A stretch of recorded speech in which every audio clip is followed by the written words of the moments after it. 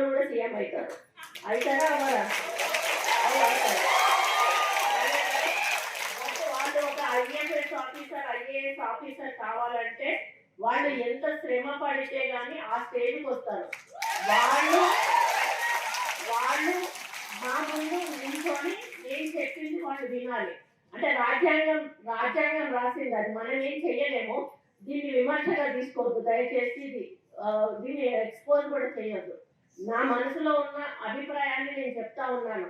మాకు చదువు రాదు, మాకు సబ్జెక్ట్ తెలియదు, ఇష్టం ఉన్నట్టుగా వాళ్ళు ఏదైనా చేస్తే ఇష్టం ఉన్నట్టుగా తిట్టేస్తాం, మీరు ఏ పని చేయలేదు. దానికి రూల్ ఒప్పుకోకపోవచ్చు, దానివల్ల వాళ్ళు చేయకపోవచ్చు. అట్లా అని అందరు అట్లా ఉంటారన్నాడు. కొంతమంది రూల్ పొజిషన్ ఉన్న చేయని ఆఫీసర్లు కూడా ఉంటారు, వాళ్ళు కొంత అడమెంట్ ఉంటారు. అట్లాంటి వాళ్ళని అడగడంతో తప్పలేదు.